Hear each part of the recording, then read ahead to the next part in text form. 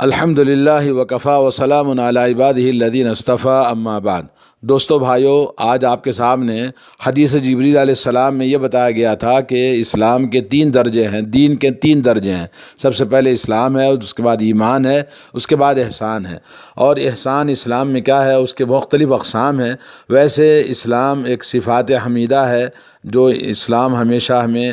اس کو اپنانے کے لیے ابھارتا ہے، اور یہ ایک ایسی صفت ہے جو انسان کے ہر عمل میں، اس کے کردار میں، اس کے ساتھ ہمیشہ وہ رہتی ہے، چاہے وہ اپنی عبادتوں میں ہو، معاملات میں ہو، اخلاق میں ہو، لوگوں کے ساتھ میں ہو، اور ہر ایک کے ساتھ میں، اپنے خاندان، اقربا اور دوست و احباب اور پڑوسیوں کے ساتھ میں، ہر ایک کے ساتھ میں یہ ہمارے ساتھ احسان کرنے کی صفت لگی رہتی ہے۔ اور اسلام میں اللہ کے نبی صلی اللہ علیہ وسلم سے جب پوچھا کہ مل احسان، احسان کیا ہے، تو اللہ کے نبی صلی اللہ علیہ وسلم کو جبریل علیہ اللہ تعالیٰ اللہ کے نبی صلی اللہ علیہ وسلم نے فرمایا ان تعبد اللہ کأنک تراہ فإن لم تکن تراہ فإنہ یراک۔ احسان عبادت میں یہ ہے کہ تم اللہ تعالیٰ کی عبادت ایسے کرو کہ گویا تم اللہ تعالیٰ کو اپنی آنکھوں سے دیکھ رہے ہو۔ اگر تم اتنی ایمان کی تمہارے اندر طاقت نہیں ہے تو اتنا یقین رکھو کہ عبادت میں کہ اللہ تمہیں دیکھ رہا ہے۔ اور احسان کا معنی یہ ہے کہ انسان اپنے عمل کو مکمل طریقے سے ادا کرے اور اس کو ادا کرنے کی پوری طرح سے کوشش کرے، اور یہ عمل جو صرف اللہ عز و جل کے لیے ہو، اور اللہ عز و جل کی بارگاہ میں جب یہ کوئی عمل پیش کرتا ہے تو مکمل طریقے سے اس کو احسان کہتے ہیں، جیسا اس حدیث میں آپ نے سنا۔ اللہ سبحانہ و تعالیٰ نے مختلف آیتوں میں احسان کا ذکر فرمایا، ان اللہ یأمر بالعدل والاحسان وایتاء ذی القربى وینہی عن الفحشاء والمنکر والبغی یعظکم لعلکم تذکرون۔ جمعہ کے دن ہر خطیب یہ خطبے میں بیان کرتا ہے کہ بے شک اللہ عز و جل عدل و انصاف کا حکم دیتا ہے، احسان کا حکم دیتا ہے، اور رشتہ داروں کی رشتہ داری کے حقوق ادا کرنے کا حکم دیتا ہے، اور اللہ تعالیٰ ہمیں منع فرماتا ہے فحاشی، بے حیائی اور ننگے پن سے، اور ناپسندیدہ اخلاق اور کاموں سے، اور ہر وہ چیز جو نفرت پیدا کرنے والی ہے۔ والبغی، بغی کے معنی ہیں یعنی اللہ تعالیٰ کے ساتھ یا دین کے ساتھ، اخلاق کے ساتھ، لوگوں کے ساتھ، ہر چیز میں وہ چیزیں جو نفرت پیدا کرتی ہیں، ایسی چیزوں سے اللہ تعالیٰ منع کرتا ہے۔ یعظکم، اللہ تعالیٰ تمہیں نصیحت کرتا ہے، لعلکم تذکرون، تاکہ تم نصیحت حاصل کرو۔ صبح کی عبادات میں سب سے پہلے احسان کا معنی یہ ہے کہ انسان اپنی عبادتوں کو، چاہے نماز ہو، روزہ ہو، حج ہو، زکوٰۃ ہو، کوئی بھی چیز ہو، لیکن اس کے تمام مکمل شروط کے ساتھ، ارکان کے ساتھ، اور اس کے سنن اور آداب کے ساتھ میں پوری طریقے سے اس کو ادا کیا جائے، اور اس احساس کے ساتھ میں کہ اللہ تبارک و تعالیٰ تمہیں دیکھ رہا ہے۔ اور اگر تمہیں اتنا یقین نہ ہو سکے تو اتنا تو یقین کر لو کہ اللہ تعالیٰ کو تم نہیں دیکھ سکتے تو اللہ تعالیٰ تمہیں دیکھ رہا ہے۔ تو یہ احسان، جیسا کہ اللہ کے نبی صلی اللہ علیہ وسلم کی حدیث آپ نے سنی، حدیث جبریل میں جو احسان اللہ کے نبی نے بتایا اس کے 2 درجے ہیں۔ ایک درجہ یہ کہ آپ پہلا ان تعبد اللہ کأنک تراہ، آپ اللہ تعالیٰ کو دیکھ رہے ہیں، یہ بہت ہی ایمان کا اعلیٰ درجہ ہے۔ اور دوسرا یہ کہ اللہ تعالیٰ ہمیں دیکھ رہا ہے، اور یہ اس درجے سے کم درجہ ہے کہ آپ اللہ تعالیٰ کو اپنی آنکھوں سے دیکھ رہے ہیں، تو پہلا درجہ ہے۔ اگر آپ نہیں دیکھ سکتے تو یقین اس بات کا ایمان ہونا چاہیے، اللہ تعالیٰ کی عبادت میں خوف ہونا چاہیے، اللہ تعالیٰ کا ہمیں خشیت اور خشوع و خضوع کے ساتھ میں یہ اللہ تعالیٰ کی عبادت کہ اللہ تعالیٰ ہمیں دیکھ رہا ہے۔ اس کے بعد نمبر 2 ہے والدین کے ساتھ احسان کرنا، جیسا کہ اللہ تعالیٰ نے قرآن مجید میں فرمایا وَقَضَىٰ رَبُّكَ أَلَّا تَعْبُدُوا إِلَّا إِيَّاهُ وَبِالْوَالِدَيْنِ إِحْسَانًا، کہ والدین کے ساتھ احسان کرنے کا کئی جگہ پر قرآن مجید میں اللہ تبارک و تعالیٰ نے ان کے ساتھ احسان کرنے کا حکم دیا، اور یہ حکم دیا کہ جب ماں باپ بڑھاپے کو پہنچ جائیں، دونوں یا ان میں سے ایک، تو ان دونوں کے ساتھ میں ایسا احسان کرو کہ ان کو کسی بھی چیز کی ناراضگی میں اف تک نہیں کہنا چاہیے، اور ان کو نہ جھڑکی دینا ہے اور نہ ان کو کوئی برا بھلا کہنا ہے، بلکہ ہمیشہ ان کے ساتھ میں عزت اور احترام کے ساتھ بات کرنا ہے، اور جھک کر ذلت کے ساتھ یعنی آدمی عاجزی انکساری کے ساتھ بات کرنا ہے، اپنی رحمت اور شفقت کے ساتھ بات کرنا ہے۔ ہے اور ان کے لیے دعا بھی کرنا ہے، رب ارحمہما کما ربیانی صغیرہ، یہ احسان ہے والدین کے ساتھ۔ کیونکہ احسان اس لیے کرنا ہے کہ اللہ تعالیٰ کے بعد میں جو کہ خالق ہے، منان ہے اور رزاق ہے، اس اللہ تعالیٰ کے شکر کے بعد میں اگر دنیا میں کسی انسان کا شکر کرنا ہے تو والدین ہے، انشکر لی ولی والدیک والی المصیر، میری شکر گزاری کرو، اپنے والدین کی شکر گزاری کرو۔ اور اللہ نے فرمایا قل تعالوا اتل ما حرم ربکم علیکم الا تشرکوا به شیئا وبالوالدین احسانا، سورہ انعام آیت نمبر 151 میں فرمایا کہ آپ کہہ دیجئے کہ آؤ تم کو بتاتے ہیں اللہ نے تمہارے رب نے تم پر کیا چیزیں حرام کی ہیں، ان میں سے سب سے پہلے اللہ تعالیٰ کے ساتھ شرک نہیں کرنا اور عبادت کا احسان، اور اس کے بعد وبالوالدین احسانہ، والدین کے ساتھ میں احسان کرنا، حسن سلوک کرنا ہے۔ حضرت عبداللہ بن مسعود رضی اللہ تعالیٰ عنہ کی حدیث ہے، میں نے پوچھا یا رسول اللہ ای العمل افضل، کون سا عمل سب سے افضل ہے؟ تو آپ نے فرمایا الصلاۃ فی لوقتہا، اول وقت میں نماز پڑھنا ہے۔ ثم قال قلت، پھر میں نے کہا ثم ای، تو آپ نے فرمایا بر الوالدین، والدین کے ساتھ احسان کرنا ہے، نیکی کرنا۔ اور اس کے بعد پھر میں نے پوچھا تو آپ نے فرمایا الجہاد فی سبیل اللہ۔ تو یہ حدیث صحیح مسلم میں، صحیح بخاری کے اندر آئی ہے۔ علامہ راضی رحمۃ اللہ علیہ فرماتے ہیں تمام علماء کے اس بات پر اتفاق ہے کہ والدین کی تعظیم اور ان کے ساتھ احسان یہ سب سے بڑی چیز ہے اللہ عز و جل کے بعد میں، اسی لیے اللہ رب العالمین نے اپنے شرک نہ کرنے کے ساتھ میں والدین کے ساتھ حسن سلوک کی قید لگائی ہے۔ وبالوالدین احسانہ، سورہ بقرہ میں بھی اللہ نے آیت نمبر 83 میں فرمایا ہے۔ تو یہ والدین کا حق ہے جو ان کے ساتھ میں احسان کرنے کی ضرورت ہے۔ آج اولاد کو اس کی تربیت کرنا چاہیے، بچوں کو بتانا چاہیے، والدین کی ذمہ داری ہے۔ اور آئیے اس کے بعد میں تیسرا ہے احسان پڑوسیوں کے ساتھ میں۔ حضرت ابو شریح الخزاعی رضی اللہ تعالیٰ عنہ کہتے ہیں نبی کریم صلی اللہ علیہ وسلم نے فرمایا من کان یؤمن باللہ والیوم الآخر فلیحسن الی جارہ، جو آدمی اللہ پر، آخرت پر ایمان رکھتا ہے تو اس کو چاہیے کہ اپنے پڑوسی کے ساتھ احسان کرے۔ ومن کان یؤمن باللہ والیوم الآخر فلیکرم ضیفہ، اور جو انسان اللہ پر، آخرت پر ایمان رکھتا ہے تو اس کو چاہیے کہ اپنے مہمان کی مہمان نوازی اور اس کی عزت کرے۔ اور اسی طرح سے آپ نے فرمایا من کان یؤمن باللہ والیوم الآخر فلیقل خیرا او لیسکت، جو انسان اللہ پر، آخرت پر ایمان رکھتا ہے تو اس کو چاہیے کہ وہ یا تو بات کہے تو بھلی اور اچھی بات کہے، ورنہ خاموشی اختیار کرے۔ تو اس حدیث میں سب سے پہلے احسان پڑوسیوں کے ساتھ میں اپنانے کا حکم ملا ہے۔ یہ حدیث عبداللہ بن مسعود کی صحیح مسلم کے اندر آئی ہے، اور اس کے اندر ہمیں بتایا گیا کہ پڑوسی کا بہت بڑا احسان ہے۔ اللہ کے نبی صلی اللہ علیہ وسلم نے فرمایا واللہ لا یؤمن واللہ لا یؤمن، 3 مرتبہ قسم کھا کے آپ نے فرمایا کہ جو شخص پڑوسی کے ساتھ برا سلوک کرتا ہے، احسان نہیں کرتا، وہ جنت میں نہیں جائے گا۔ اور اللہ کے نبی نے فرمایا، حضرت جبریل علیہ الصلوۃ والسلام نے مجھے اتنی زیادہ احسان کرنے کی پڑوسیوں کے ساتھ میں وصیت فرمائی، میں ڈر گیا کہ کہیں اب میری جائیداد میں بھی وہ حقدار نہ بنا دیا جائے۔ تو اس طرح سے جب پڑوسی کا بہت بڑا حق ہے۔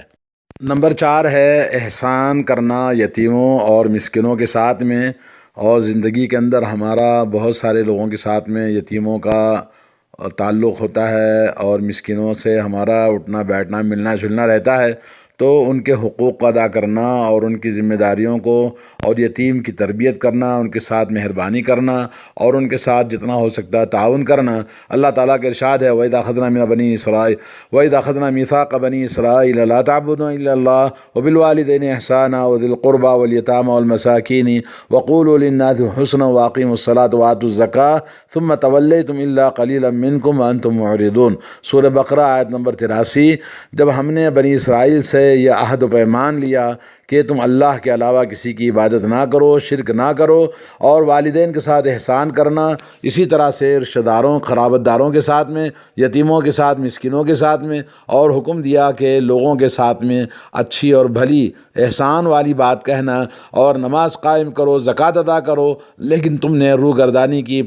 مگر بہت کم لوگ اس بات کو ماننے والے اور عمل کرنے والے ہیں۔ وَأَنْتُمْ مُعْرِضُونَ، مگر تم لوگ کیا ہیں؟ انکار کرنے والے ہو۔ جیسا شاید ہمارا معاشرہ بھی اسی طرح بن چکا ہے۔ اور احسان ان یتیموں مسکینوں کے ساتھ میں کرنا یہ سب سے زیادہ قرابت اللہ تعالیٰ کی یہاں قربت اور نیکی کا سبب ہے۔ حضرت ابو ہریرہ رضی اللہ تعالیٰ عنہ فرماتے ہیں ایک انسان نے رسول اللہ صلی اللہ علیہ وسلم سے شکایت کی کہ میرا دل بڑا سخت ہو گیا ہے، تو آپ نے فرمایا امسح رأس الیتیم واطعم المسکین، کہا کہ یتیم کے سر پر ہاتھ پھیرو اور مسکین کو کھانا کھلاؤ تو تمہارے دل کی سختی اور سنگ دلی دور ہو جائے گی۔ مسند احمد کی حدیث ہے۔ اور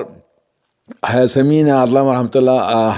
اللہ علیہ نے کہا کہ اس کے رجال صحیح کے رجال ہیں، اور یہ حدیث صحیح حسن لغیری ہی ہے۔ اور اسی طرح سے ایک اور روایت میں کہ ایک آدمی رسول اللہ صلی اللہ علیہ وسلم کے پاس آیا اور شکایت کی اپنے تنگ دلی کی، تو آپ نے فرمایا تحب ان یلین قلبک وتدرک حاجتک ارحم الیتیم وامسح رأسہ واطعمہ ومن من طعامک یلین قلبک وتدرک حاجتک، کہا کیا تو چاہتا ہے کہ تیرا دل نرم ہو اور تیرے دل میں جو تیری ضرورت ہے وہ پوری ہو جائے، تو یتیم پر رحم کرو اور اس کے سر کو محبت سے اخلاص سے سر پہ ہاتھ رکھو، اس کا سر پوچھو اور اس کو اپنے کھانے میں سے کھانا کھلاؤ، تو تمہارا دل نرم ہو جائے گا اور تمہاری ضرورت اللہ تعالیٰ پوری فرمائے گا۔ تو اس طرح سے یہ حدیث آپ نے سنا، علامہ منذری نے روایت کی اور طبرانی نے اس کو روایت کیا ہے، اور اس میں